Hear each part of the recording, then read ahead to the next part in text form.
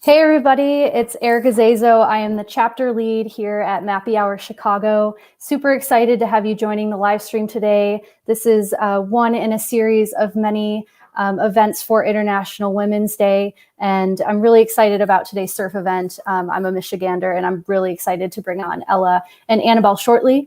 Real quick before we start, just a quick bit about Mappy Hour.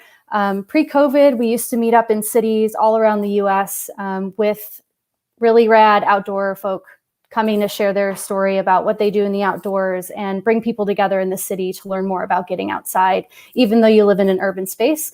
We've since transitioned to some online events due to COVID, but soon I hope we get to be together again in person. Do want to shout out the North Face, which is our sponsor here in the city. And also a couple of notes about today's event to get involved. There's a chat box if you're tuning in on mappyhour.org. In the event description. So leave us some comments and questions for Ella and Annabel. And if you're tuning in on Facebook or YouTube, you can also leave comments there and we'll try to answer them at the end of the event. Please be respectful, just like you would in person at our events in the common space. And just a couple of quick other shout outs I want to give. In the description of today's event, we have a great photographer who's been helping us out with some photos. Her name's Beth Price, and she takes photos all the time of Ella and Annabel. So thank you to Beth Price Photography for providing some photos. And also a big shout out to Vani. Vani, she's a surfer out in Minnesota, and she shared some videos of her YouTube channel of surfers out in Lake Superior, and those are linked in the description as well as some others, so go check that out too. Lastly, our next event is on March 18th here in Chicago. It's a Chicago Transit Hikes Talk with an author who wrote a book about hiking in the city and getting to the trailhead by transit. So I hope you join that. And next week, we have a number of other events coming up in our International Women's Day series. So check out the events online. So I'm going to bring on Ella and Annabel. They are two surfers based out of northern Michigan in Empire. Their family owns a surf store called Sleeping Bear Surf and Kayak, and they're here to talk about surf safety, what it's like to grow up in the Midwest and surf in the Great Lakes, and also about the environmentalism work they're doing in the Great Lakes region to protect our waters. So without further ado, Ella and Annabel. Oh. Nice to see you. Thanks so much for joining. Yeah, I gave a quick intro to you two, but I really want to just kick it off by having you guys introduce yourself and tell us who you are and where you grew up and mostly how you got into surfing, because surfing in the Great Lakes is unique and we would love to hear about that. All right, Annabel, kick it off. I am Annabel. I'm the youngest of three siblings from the Skrocki family, and we kind of all got into surfing because of our super rad parents. They loved northern Michigan and all water activities, all human-powered water activities. So they would go out on the lake on their windsurfers and kayaks and paddle around the lakes and just appreciate it all, and wanted to share their appreciation and have other people appreciate the water as much as they do. And so they opened up Sleeping Bear Surf and Kayak when I was 4. And Ella was 8. And yeah, and that's pretty much when we kind of started to learn how to surf and appreciate the water. And yeah. That's awesome. Were they bringing you out on like a stand-up paddleboard at that time? Like as little babies, like life jacket up and out on the water? Old windsurfing board, minus the sail. Oh, wow. Was stand-up paddleboarding a thing back then? Not until 2006. That's awesome. Cool. And so, growing up, your parents must have taught you what you needed to know about surfing. Like how has that relationship grown now that you all are older? Are you still getting out in the water as a family? What does that look like? Oh yeah, very much so. So my parents have always very much been water people. And so we still get out the old laser sailboat and do kayak adventures, and, being a family business, we're all very deeply connected to the shop during the summer months. So time for play is sometimes few and far between, but we've really worked hard to prioritize family time, and getting out on the water is like the absolute best refuel. And we're all really tight knit, which it makes it extra fun. But yeah, all things water these days for sure. Cool. And so what does a Michigan surf shop look like? You know, what's at your store and what do you guys do with the community there? Tell us about like what a typical Midwest surf shop is, if that's even a thing. I think I haven't really been to that many other surf shops in the West Coast. I've been to a handful and also in the UK and stuff, but I think they're pretty all similar. All just fun toys to get out on the water, surfboards, surf attire, and good accessories for all surfy style things, I think. Yeah, so it's a pretty like classical surf shop, but we always incorporate our family business into it. So when you come into the store, you're welcomed by one of the family members. We had one of our long-lasting employees of 9 years recently moved out to Colorado, so she's not working for us anymore, but she was the only other employee that we had. So you came in and you felt like you're already a part of our family. Nice. Yeah, we pride ourselves in bringing the good energy. Yeah, a lot of like West Coast shops and stuff, and it's like, I don't know, like why not like say like a little bit of that? Yeah. No, where I kind of feel like an outsider, and like that's something that we really try to pride ourselves in, is just like having a really positive energy, you know, through everything that we do, through lessons, camps, rentals, people that walk in for a stick of sunscreen or piece of chapstick or something like that, and yeah, just really try to spread positivity all around. And I think that goes back to my parents, you know, like, or our parents, you know, like they're two of like the most bubbly, outgoing, kind-hearted people in the world. So yeah, that really helps to encompass what we do, and hopefully in the end is inspiring more people to get out and feel that passion that we have as well. Yeah, and a lot of the customers that came into the shop from the beginning still come into it now and are super close family friends of ours. So it's definitely a very close-knit group. Once you kind of come into the shop, we've got you as friends for life. That's awesome. Yeah, I mean, with your comment of just being like an inclusive shop and like welcoming, you know, newbies, maybe, I imagine that a lot of people who come into your shop might not, you know, they might know of maybe stand-up paddleboarding or something, but like it's really cool to hear that you guys are open to like teaching people really. Do you do surf lessons up in Empire and other parts of the state?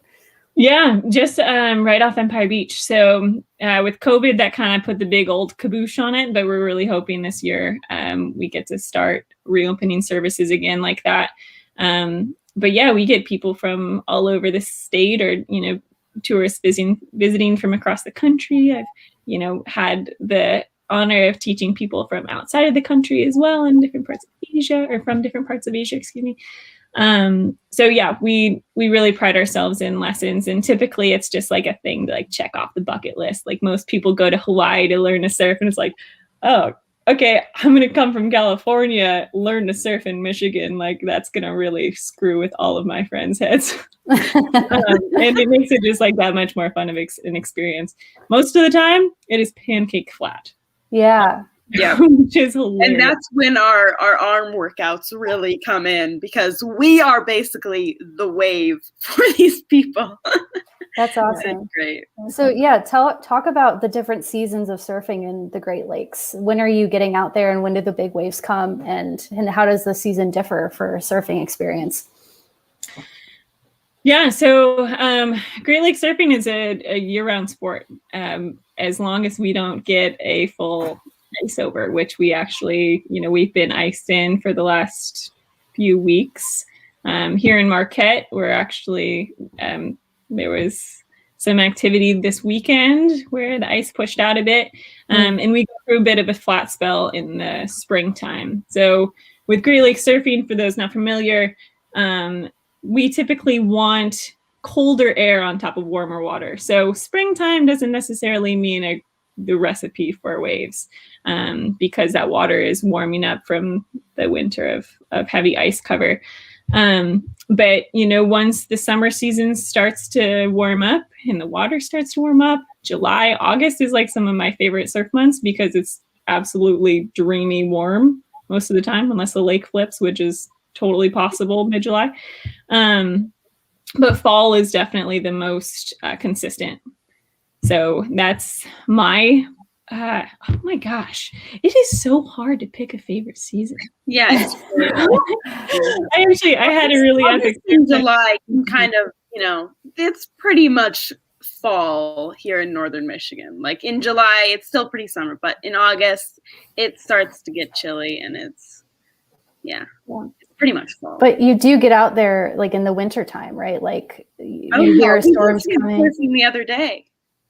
I was actually just going to say, I honest to goodness think winter is my favorite time to surf because I went in just a couple days ago and, you got a little bit of ice in the water, but the sky is just so crisp and clear. The water is clear because all of the sediment is like settled, and I don't really understand the science behind it necessarily. But typically we have a lot cleaner surf as well, dependent, because the storm cells that we get in are typically like really heavy wind and super low pressure systems. So the lower pressure, the easier it is to create waves. And so, the other day when we went out, it was like you suit up and you have to like go through the mental preparation to like get really psyched and warm yourself up to paddle out into the ice or into the frigid water that like a couple days ago was completely iced in, Right. And so that makes it all part of the experience. And like, that's the fun of Great Lakes surfing. It's like, yeah, bikini days are epic. And like, those are few and far between, but the adventure, I think, is like what makes Great Lakes surfing so epic, is like trudging through knee-deep snow to get to the waves, or like, coming out with ice on your face and like wind burned on your cheeks and throwing on Vaseline in preparation, making sure you have your big water jug full of hot water to dump down your suit. Like that's the real thing. And it's never really about like, because it will be super small and you'll go out and you'll go through all of that like pain and agony of getting under that ice cold water. But it's all like, it's just so fun. It all is so worth it because it's just so fun. And it's like, it doesn't matter if you catch that many waves or if, you're only out for like an hour, half an hour. It's just too much of a hoot to pass. That's wild. I mean, us in Chicago, we get cold weather, but to actually put yourself into the water and do that, it's incredible that you guys are able to do that. Can you talk a little bit too about how does the culture of surf culture differ in the Great Lakes region versus other parts of the country and even the world? Is it different, and how? Yeah, it's definitely different. Kind of touching back on the feel of our surf shop. It's all very community based and welcoming. And I think that Great Lakes surfing is the culture is a lot more different than any other culture of surfing, because we're super excited when someone new learns how to surf and they're out in the lineup. And if they're struggling a bit, we're more than welcome or more than open to give them a hand and help them out and give them a few tips and stuff and share party waves with them. I feel like if you drop it on someone out west, you're going to get into a bit of a scuffle. But here it's like you hoot and holler when you drop in on a party wave with all of your friends or a couple strangers on the wave. So it's a lot more inclusive and much more like community, and everyone kind of knows each other because we're all just passionate about surfing the Great Lakes and we'll all just love it so much. Yeah, and that's another thing is it takes a certain individual to want to go out in really cold water. Yeah. So I feel like the passion is just that much deeper. And, Great Lakes surfing, we don't get perfect waves every single day. I have a crying dog in the corner. We don't get perfect waves every day. hold on, man. I think we need a guest appearance at some point. Yeah, Leela, you want to come say hi? Leela likes to surf too, not in the winter. But what I was saying is that, you know, we don't get perfect waves every day. So when we do, it's just that much more incredible. And people are going to go through the process of getting cold, uncomfortable, pulling on thick neoprene for those experiences. And wow, she is really gapping right now.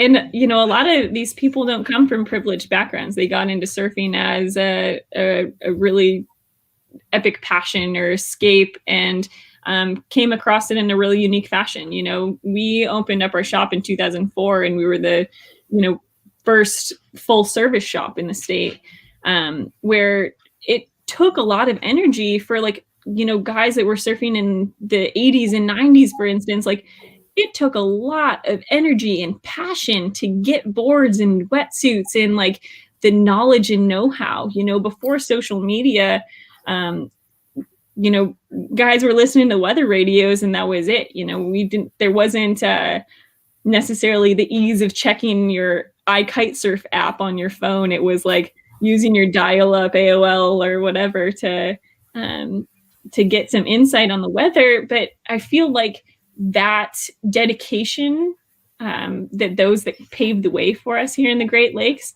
has definitely lived on through our community, which is really awesome to see, because people are working hard to make sure that they're forecasting properly. And, you know, just the all around aspect of, like I've talked, you know, getting prepared to go out in really gnarly conditions, like that takes a really strong individual. And I see that reflected in every single person that shows up on days there are waves.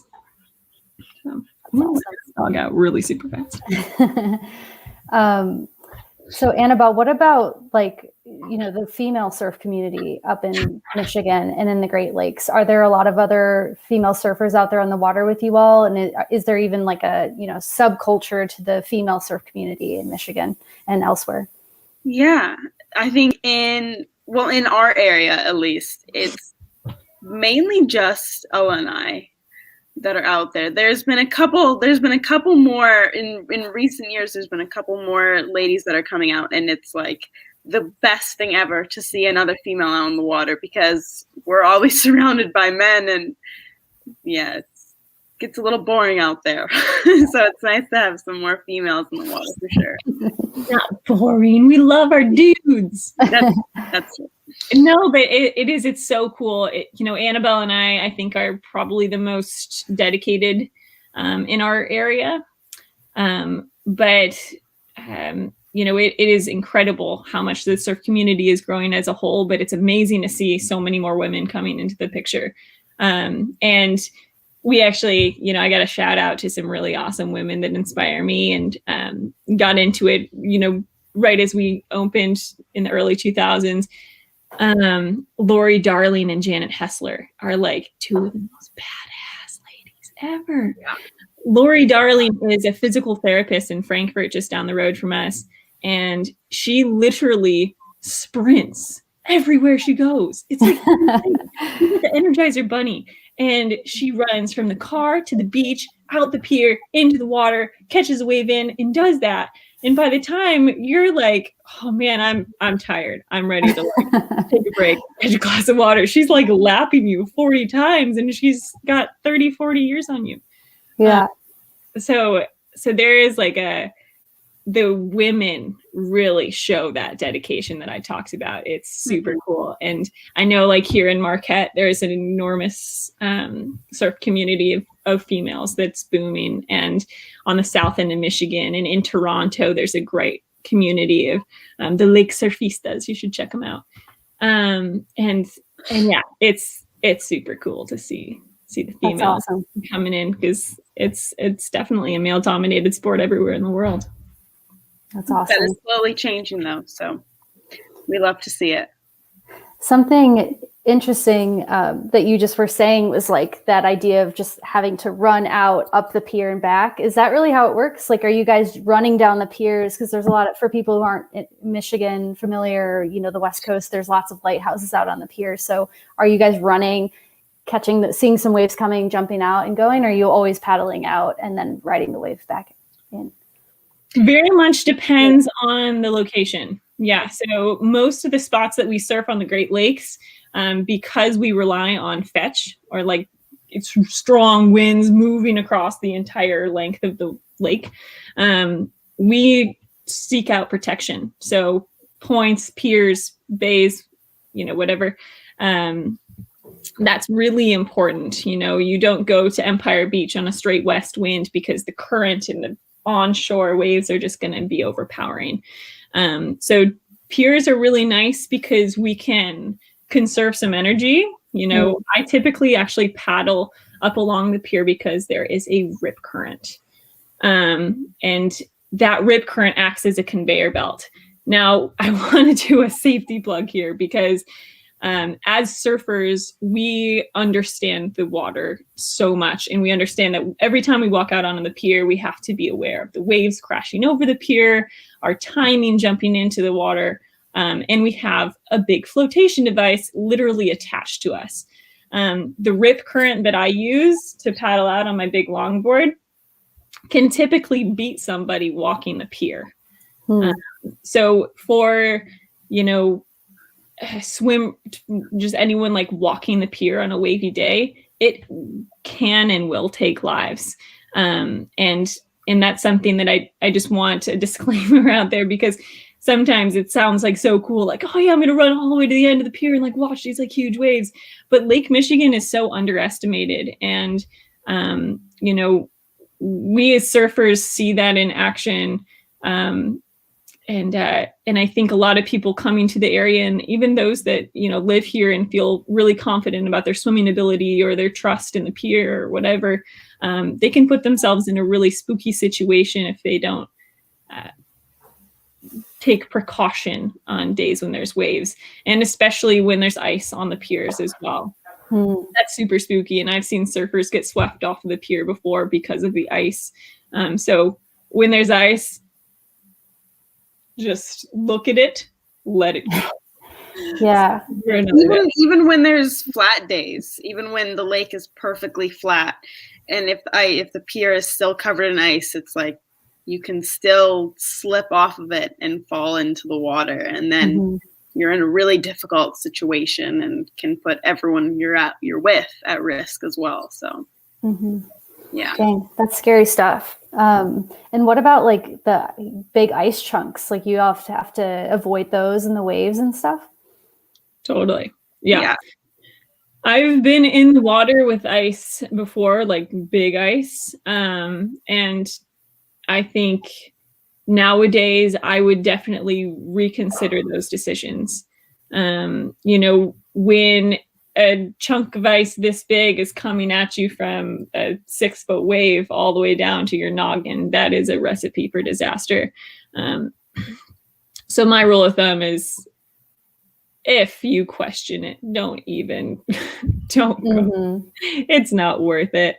You know, I have so much fun just admiring the waves. So it's like, yeah, if there's ice in the water, to a certain extent, you know, if there's ice going over the falls, I don't get in the water. But there's often times that there'll be big ice on the shoreline, but it won't necessarily be a hazard for us once we're actually in the waves, which is cool. Yeah. Awesome. Well, thanks for sharing those safety tips. Any others that people should be aware of? Or oh yes, I'm sure there's a ton, but you know, I think that's really important to cover, right? Like, especially people considering to come do it someday. Things to remember. Oh, yeah, definitely. Yeah, definitely. I would say there's two really huge things. Two really huge things. There's a lot of things. But one is having community. You know, that includes a buddy to go in the water with, which makes things a heck of a lot more fun. But if something goes wrong, you have someone right there that, you know, cares about your well-being or is watching your back. A lot can happen, you know, whether that be spring, summer, fall, or winter time. Your surfboard fin is like a knife. Your surfboard is a super tanker out there. So a lot of things can happen. Sandbars, piers. So it's always really good to have a buddy out in the water with you, regardless of what you're doing. Another thing is gear. So especially like for someone interested, excuse me, especially for someone interested in like getting into fall or winter surfing, when like the lake is really pumping, you want to make sure that you're not like going in with little experience and little gear. You wouldn't go on a double black diamond on your first run down the mountain on skis. You know? So I think my biggest recommendation is like, make sure you connect with community, whether that be through surf shops or friends or platforms. There's like the Great Lakes Surfing Association platform on Facebook. You can always reach out to us or other surf shops and just like connect with people, because people want to share their passion. They want to make sure everybody is out there enjoying it safely, because a person that's not well prepared in the water is actually going to be a hazard for others that are. And yeah, gear is huge. I actually just invested in my first 654 wetsuit after countless years of winter surfing. And I've always used a 5'4" and have been really comfortable. The only reason I used that really was because, well, a thicker suit was not available to women. That is very recent development, which is just amazing. So cool. That's a telling thing. It's like female surf community is growing because the wetsuit industry is getting on it. And yeah, so I got in a 654 and I am just like cozy, deluxe. I'm not losing circulation. But if I went in the water in my boardies or my 3-2 in the middle of wintertime, I wouldn't last long. You know, without mitts and booties and a proper hood, you can really do damage to not only your extremities, but your head and your ears. And a big gear tip. Super important. Surf ears are so important. The bone in your eardrum can actually grow together and cause an extreme amount of pain. So yeah, I actually just recently got myself a really good pair of earplugs, and it's like game changer, best thing ever.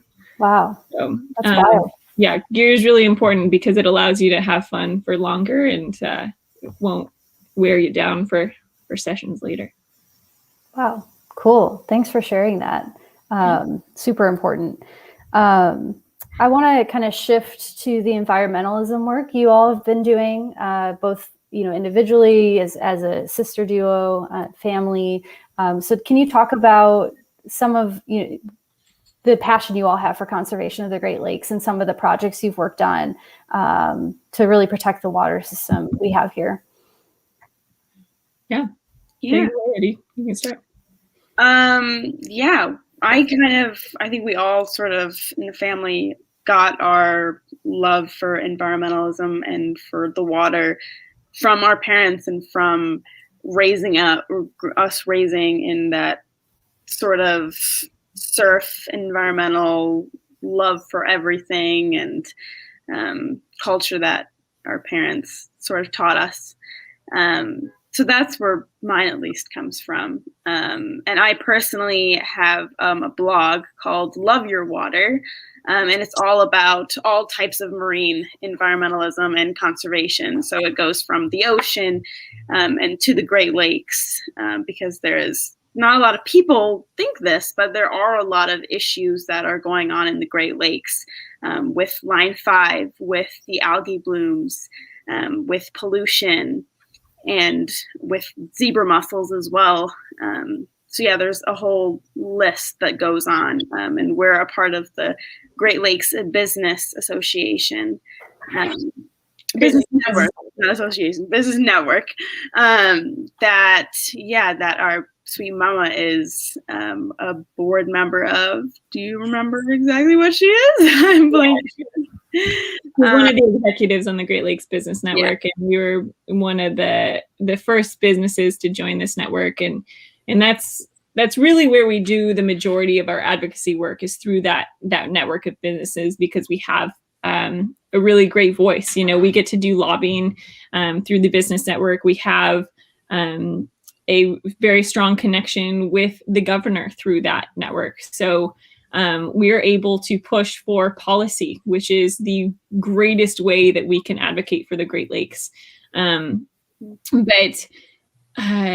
Yeah, and if you are watching and have a business, please look into the network, because it's so cool. It's easy to join. It's a cool community, and yeah, it's they're doing a lot of really great work. But yeah, I mean, everything that we do is rooted in environmentalism. My father is a water treatment specialist, and like Annabelle was saying, we grew up with this passion for the lakes.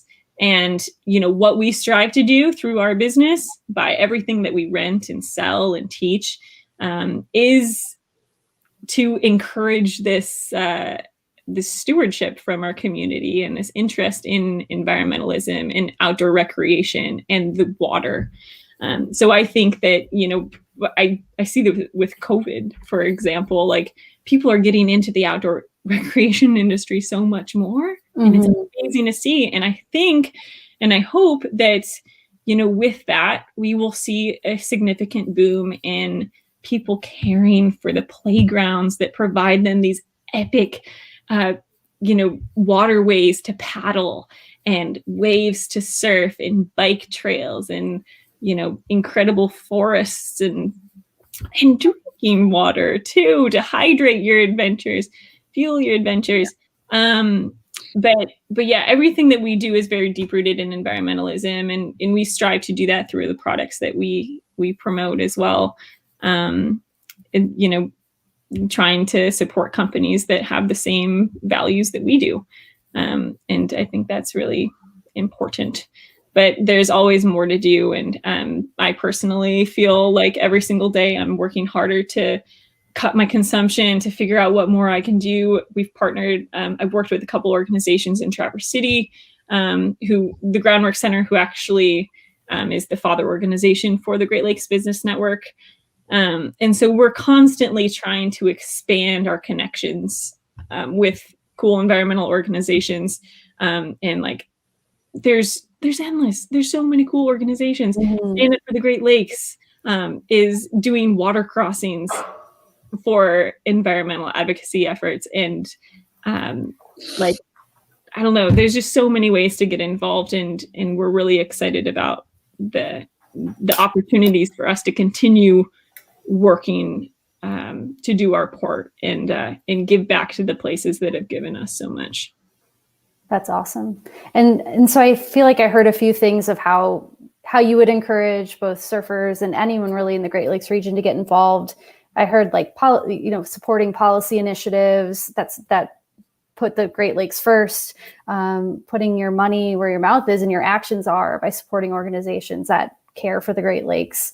And yeah, maybe just being a steward yourself, and really living consciously with how we treat the environment. Yeah, totally. Yeah. Cool. Yeah, I think like my biggest recommendation would be like, when you're out in the water, I personally look at surfing as this like opportunity for solace and reflection, and, maybe a little bit of an escape too. But, I always take a moment when I'm in the water, whether I'm paddling or surfing, to give some gratitude. And I think about like the clarity of the water, and the sound of the water, and the air, and everything around me, and how that would change if something bad were to happen to that place, where my love for the activity that I'm doing would be crushed if Line 5 were to burst and pollute our waters with crude oil, or Asian carp entered our waterways. There's things that we can do right now with our government, with our communities, even if it's as simple as beach cleanups. We can do things right now that are going to help sustain the areas that we love and recreate in for generations to come. Yeah. Cool. Yeah, because once you get those people outdoors and you have them like surrounded in this beautiful area that we live in, it's like something clicks. They hadn't noticed it before and they didn't really pay much attention to it, but now that they're immersed in this beautiful natural area and immersed in the water, it's like, oh my gosh, this is incredible. I need to do my part to make sure that this stays the same for the generations to come, so that my great grandchildren can love the Great Lakes as much as I do. That's awesome. Cool. I want to kind of wrap it up here with a couple more questions. One of which being aspiring surfers, like what messages do you have for them to get involved? Because for me personally, like it seems a little bit scary to like put yourself out there and introduce yourself to someone who might know what they're doing, like you said. But what are some tips for people who would love to try it? Surf lesson. So easy, because that immediately checks all the boxes. You get the information, the intel, and a connection. Surf lessons are so awesome and a heck of a lot of fun to learn. So if you're interested, I think, putting yourself in a surf lesson is just like a really easy entryway. But if you're feeling like a little bit standoffish and don't necessarily want to like put yourself there, because that is a big step, of course, like rent a board, go out on a small day, learn the ropes. And honestly, like, I compare it to skiing so much. It's like, go out on a green run, take your time, figure it out, bond with your equipment a little bit and work your way up gradually. The more baby steps you can take, the more fun you're going to have in the long run, instead of immediately throwing yourself into a really wicked day that humbles you to the point that you might lose interest in it. So, take small bites and if you want to, be independent and you rent a board, or you buy a used board off a marketplace or something, go out on a teeny tiny day. Don't be afraid to be in the white water. That is your best friend. Right in the sandbar. Oh, right where you can touch. Yeah.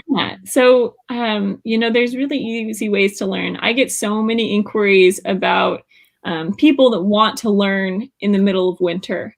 And as much as I salute them for how brave and bold they are, I totally recommend going out mid-July when the water is warm and you have the opportunity to put yourself in like a less stressful environment and work your way up to that Great Lakes winter surf experience, because it does take a lot more energy to get in the water and a lot more gear too. Mm-hmm. It takes a lot more energy to surf in the wintertime, literally. So start small and gently. Cool. I've seen some questions come in the Q&A. If we can jump to some of those. Somebody, a friend and a community member in Mappy Hour here, Hattie Parmeter, please ask about the SBSK ladies and about the future of Ladies Shred Camp. Yeah, nice. Awesome. I think Hattie and I have emailed before. Cool. Yeah. So for those who don't know, Shred Camp is a retreat, or in the name, a camp that my business partner, Lita Olmsted, and I kind of crafted together. Lita's another badass Michigander. She's now kind of bouncing around between California and Colorado, and we get her back in the Great Lakes every once in a while. But Shred Camp is a retreat that empowers women in everything water. So we do yoga, stand-up paddle boarding, surfing as our three main tiers. And it's a way to really strengthen the community of women here, because it is hard for females to feel like they can immediately be welcomed into a male-dominated sport, and for them to find the resources like you said. So Shred Camp, we are very much hoping is going to be happening this year. With COVID, it was really challenging to even think about it last year, but we're feeling really hopeful this year to have a couple different variations of Shred Camp, hopefully including day camps and some overnights. So please get in touch with us if you're interested. It's a really incredible way to just build up females in our surf community. And I think, myself as a counselor, have grown significantly just through the 2 weeks of Shred Camp that we've had in our existence. And it definitely changes the game when you get to do a sport that you're new at or learning to love with a sisterhood around you, for sure. That's awesome. And sorry if you said this, but this happens up in Empire at your local beaches? Yeah, this happens right in Empire. So in the heart of the Sleeping Bear Dunes. Cool. Pretty incredible place up here. Yeah. That's awesome. Yeah. Cool. One other question for folks not in the Midwest. This is from Sarah, our Mappy Hour founder. How can we support Sleeping Bear and the Great Lakes? So your company and the Great Lakes, if people are watching from elsewhere. Nice. Love it. I'm going to let Annabel answer a lot of this too. But first, we actually have a product that you can purchase if you want. On our website, it's this Line 5 tee. And we put all of our proceeds of that t-shirt towards the Great Lakes Business Network, or if there's other organizations that we feel drawn to that year. But it is just a design by our very talented artist, Ronnie Rains, the design is a surfer being barreled by an exploding pipeline. And so that's a really easy way if you're out of state and you want to support us and also contribute to the Great Lakes. That's awesome. And also just, sharing on social media is huge. It's incredible how much information that we can get out these days. And advocacy has never been easier with social media. So if you can make that purchase or make that donation to the Great Lakes Business Network directly, awesome. And then share it and encourage your friends to do the same. Yeah. And also just spreading the word, like Ella said, telling your friends about it, opening up conversations with your family about it, even if they don't live in the same state or even country as you.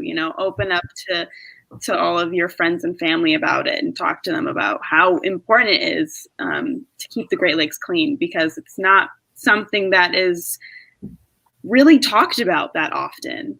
But it's something that's so important because it is 25% of the Earth's fresh water. So without that, it's definitely a detrimental thing to all life that surrounds the Great Lakes and all tourism and healthy living. Yeah, for sure. My friend Tim said, 20 million people depend on the Great Lakes for water and resources. Yes, so true. And one more time, the shirt you can get, that's on the Sleeping Bear Surf and Kayak website, and it's the Shutdown Line 5 tee, or Surfers for the Great Lakes. Oh, Surfers for the Great Lakes. Got it. Yeah. Cool. Awesome. Sweet.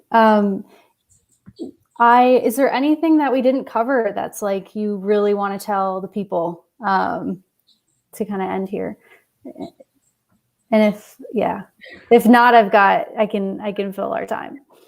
Yeah, I would just say, if you have any questions at all, or if you're interested in getting into surfing or have questions about gear, no question is a stupid question, honestly, because there is a lot that Great Lakes surfing especially demands of you, whether that be forecasting or gear for our various seasons.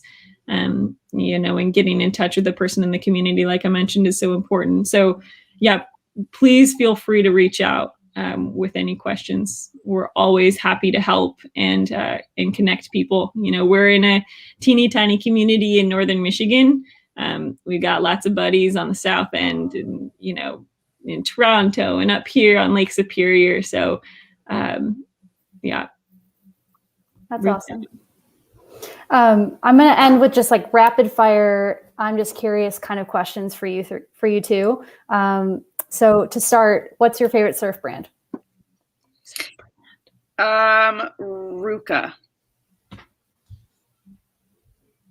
is mine. Nose goes. My favorite surf brand.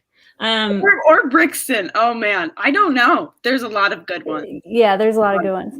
I Cool. think I'm an ambassador for XL wetsuits, and I, for a good reason. It's an incredible brand, and definitely if you're looking to get into surfing or looking for a higher quality suit, that is like the number one way to go. For wetsuits XL, yes, 100%. Yeah.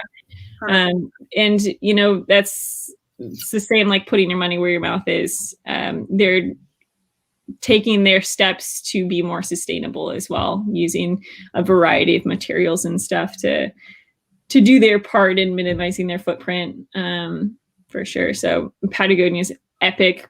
I wish that we could carry them in our shop. We can at this point, but XL is a really epic suit, and I would say better in comparison, just because it's longer lasting as far as I have experience. But I am not saying anything bad against Patagonia. They're a very good company. We're also keeping a new brand this summer called Picture, and they are an incredible company that also has the same views as we do on sustainability and environmentalism.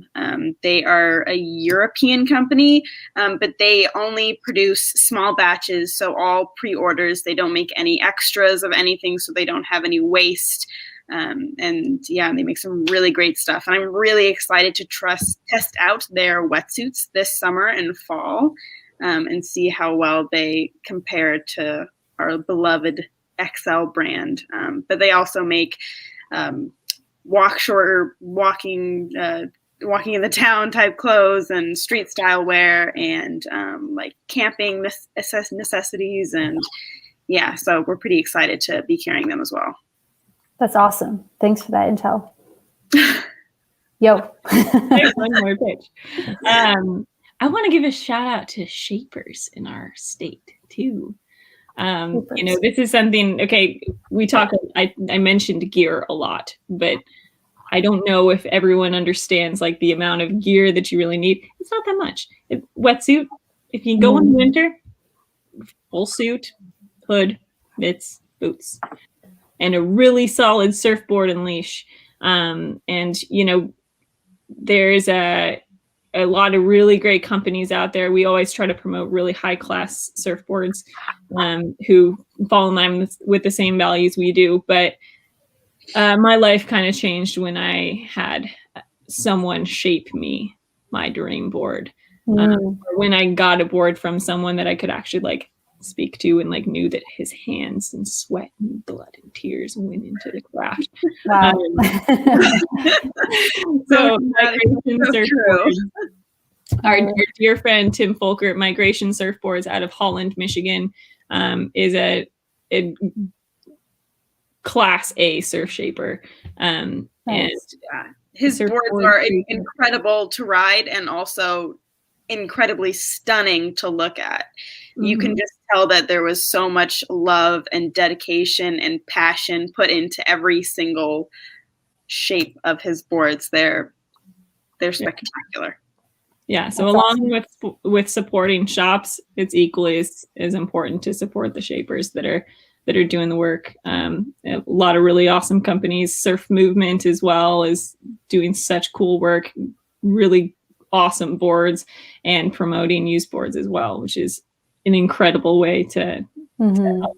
our footprint as a community too. So I just wanted to give them a shout out because they're definitely leaders in this culture and community. Cool. That's awesome. One question too from Stacy Speck. First of all, she says, thank you for sharing your experiences and family business. You've inspired me to try surfing. I'll be up in your area in July and I'm hopeful to have lessons open again. Her question is, are you aware of anything similar in the area closer to Chicago? Yeah. Third Coast Surf Shop is in St. Joe. So they're just north of Chicago. They do lessons. And the last I heard, Lori was doing lessons down there. Lori Westlake. And she is a really awesome person as well. Really cool female. So if you're in the Chicago area, we're buddies with the dudes at Third Coast, and Lori's an awesome connection. If you want a female to get you in the water down there without making the trek north, I still encourage you to come north because it's beautiful, but you should definitely connect with Lori because she's awesome. And yeah. Cool. Good Chicago. Awesome. And just a few more of these rapid fire questions. So I'm very curious. Shortboard, longboard. 1, half dozen of the other. Totally depends on the day.